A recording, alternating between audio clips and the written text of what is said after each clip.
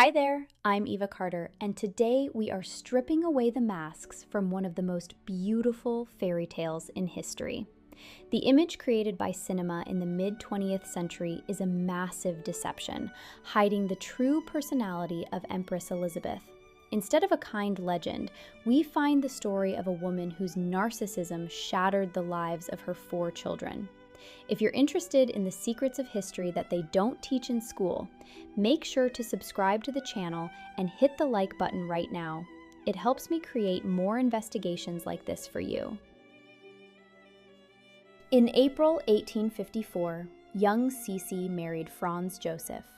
The emperor adored his bride, but for her, Vienna became a golden cage.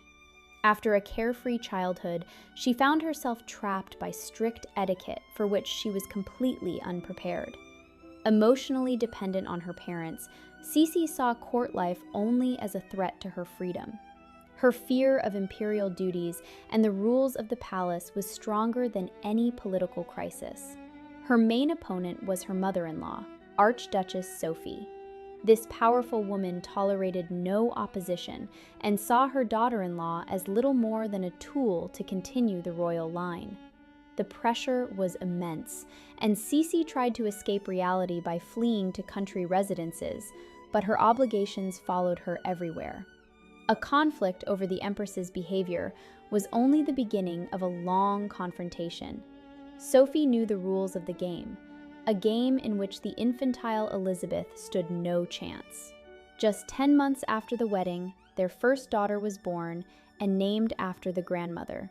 Sophie even left a note implying that an empress without a male heir was useless. This humiliation was the first step toward a deep rift that would forever change Sissi's character and predetermine the tragic path of her children. In the spring of 1857, Sissi decided to show her strength, turning a political trip to Hungary into an act of personal defiance. Despite urgent warnings from her mother-in-law and the fact that both her young daughters were unwell, the Empress insisted they join the journey. She craved freedom and wanted to enjoy Hungarian culture, not realizing the price she would pay for her stubbornness. During the trip, the children's condition worsened rapidly. While little Gisela managed to recover, 2-year-old Sophie grew weaker by the hour. After a long and agonizing struggle, the child's life faded away in her mother's arms. Franz Joseph was forced to continue the official visit, leaving Elizabeth to return to Vienna alone, accompanied only by this silent tragedy. This event changed Sissi forever, plunging her into a pit of deep despair. She became a shadow of herself, spending entire days in the imperial crypt. Instead of sympathy, her mother-in-law used what happened as proof of Elizabeth's maternal incompetence. But while the Empress mourned her irreplaceable loss, the court continued to demand results. The dynasty desperately needed a male heir, and this pressure only fueled Sissi's desire to escape as far as possible from reality. It was then that her detachment began to take on haunting forms, turning into an endless search for salvation outside the family circle. The loss of her firstborn was only the beginning of her long journey of alienation, where personal pain became more important than the lives of those who still needed her love. Finally, a long-awaited event occurred in the empire. The heir to the throne, Rudolph, was born. It seemed the crisis was over, and Elizabeth could celebrate her victory. However, for the Empress herself, this moment was merely the official completion of her duties to the House of Habsburg. Considering her debt fully paid, she began searching for a legal way to leave Vienna.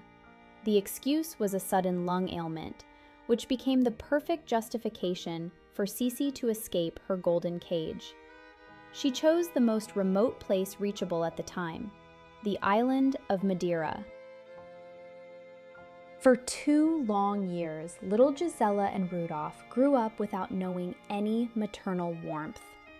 When Elizabeth finally returned to the palace, she faced a chilling reality. Her children did not recognize the woman who had given them life. Every attempt to hug them ended in bitter tears, as she had become a complete stranger to them. But instead of trying to rebuild the broken bond, the Empress once again focused on her own interests and endless travels. While Sissi sought peace of mind on distant shores, her son fell under the control of a brutal system. The mother effectively removed herself from the upbringing process, leaving the children to the care of their father and harsh tutors. This long absence laid the foundation for the coming catastrophe.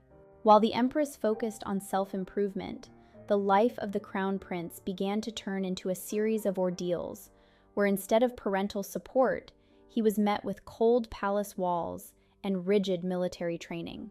This was the moment when the psychological gap between the mother and her children became insurmountable, and Rudolf began his path toward a tragic end. Emperor Franz Joseph dreamed of raising his son to be an unbreakable soldier, completely ignoring the boy's fragile health. Rudolf's upbringing turned into an endless nightmare under the supervision of a cruel mentor.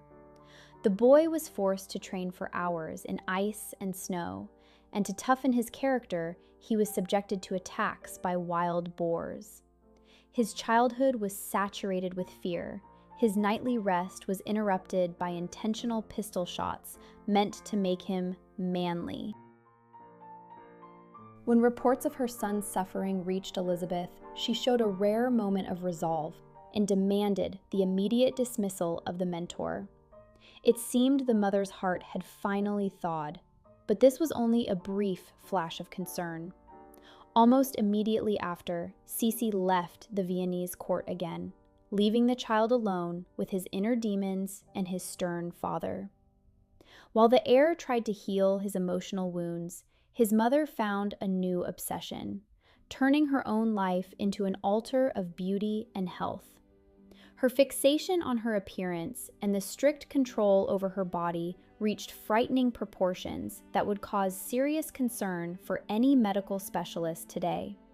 She voluntarily locked herself in a new prison of diets and endless exercise, distancing herself even further from her children's needs.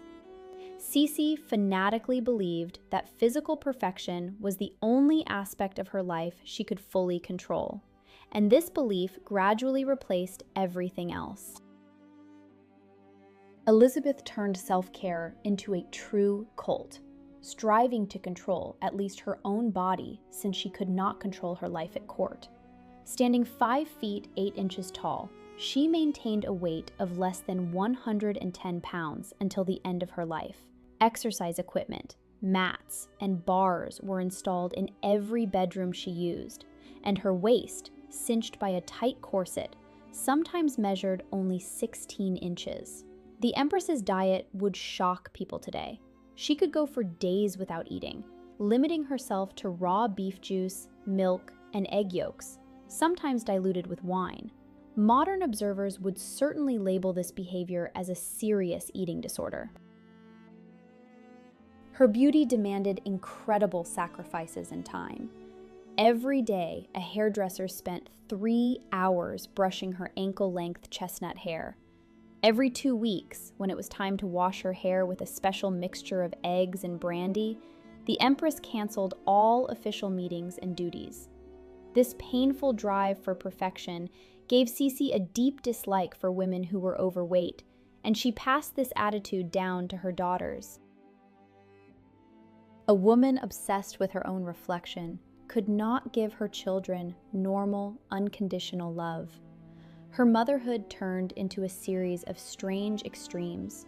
While her eldest daughter felt practically exiled from her mother's heart, the youngest was literally suffocated by excessive and sometimes frightening attention.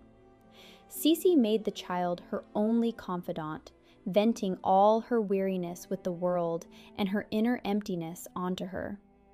This different treatment of Gisela and Marie Valerie finally fractured the family, turning the girls' lives into an endless competition for their mother's attention, a competition that was impossible to win. The fates of the two sisters became clear examples of Elizabeth's maternal extremes. The eldest daughter, Gisela, was effectively erased from her mother's life. At the age of 15, she was married off to a Bavarian prince without anyone even asking her opinion. Sissi sought to distance her as quickly as possible, and when Gisela gave birth to her first child, the Empress reacted not with joy, but with genuine shock. At 36, the forever young beauty could not accept the role of a grandmother and was jealous of her daughter's simple family happiness. The opposite was true for the youngest daughter, Marie Valerie, born in 1868. She was nicknamed the Only One and became the object of suffocating overprotection. Sissi tried to make up for everything she had failed to give her older children, literally refusing to let the girl leave her side. Marie Valerie grew up under the weight of her mother's melancholy, becoming the sole confidant for a woman who openly expressed her exhaustion with life. In an attempt to escape this emotional burden, the girl often sought quiet in her father's office, watching him work in silence for hours. But while the daughters found ways to adapt and survive, her son Rudolph became completely lost in a web of personal drama and political isolation. He grew into a brilliant, liberal young man whose views only sparked suspicion in the conservative emperor. While Sissi was absorbed in her travels or her youngest daughter, the heir to the throne sank deeper into depression, trying to drown his inner void with questionable relationships. We are approaching the darkest moment of this story, when the total lack of maternal support and the pressure of state interests led to an irreversible finale in a hunting lodge. Crown Prince Rudolph grew into a man of refined intellect and broad views, but within the palace walls, he felt like an outsider. While his father ruled with an iron fist, the heir secretly wrote articles about democracy and dreamed of change. His marriage, arranged solely for state interests, turned into a series of mutual accusations and disappointments. Searching for comfort, Rudolph sank into depression and sought escape in reckless distractions. In January 1889, the final scene of his life played out in the Merling hunting lodge. Rudolph first ended the future of his 17-year-old companion, and then his own. This news shocked all of Europe, but for Elizabeth, it was a crushing blow that turned her world to ruins. The Empress, who for years had run away from her maternal duties, suddenly realized the scale of her irreplaceable loss. For the rest of her days, she replaced all her luxurious outfits with a somber black dress, becoming a living monument to her own grief. The guilt of not being there when her son needed support the most haunted her like a shadow. Those around her saw this gesture as the ultimate form of suffering, but many understood this tragedy was a direct consequence of her coldness and endless travels. The loss of the heir was the final note in the gradual destruction of Sissi's personality, turning her remaining years into aimless wandering around the world. But her own finale, which occurred far from home, was just as dramatic and unexpected, putting an end to this story of loneliness amidst the glitter of the crown.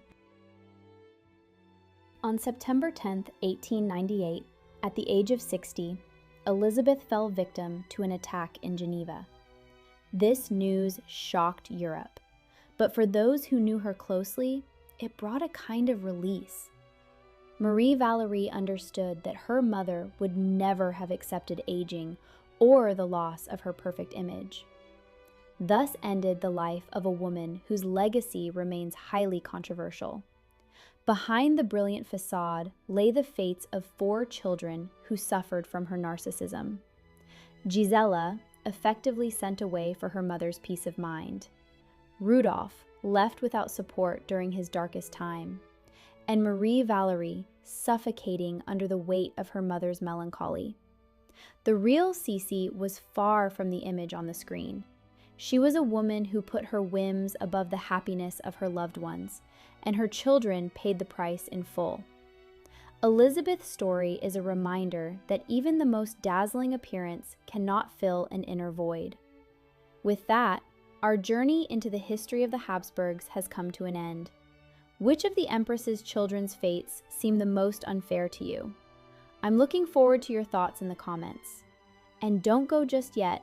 2 other videos with gripping stories have appeared on the screen, and they're sure to surprise you. Click on either one, and I'll see you in the next episode. Bye!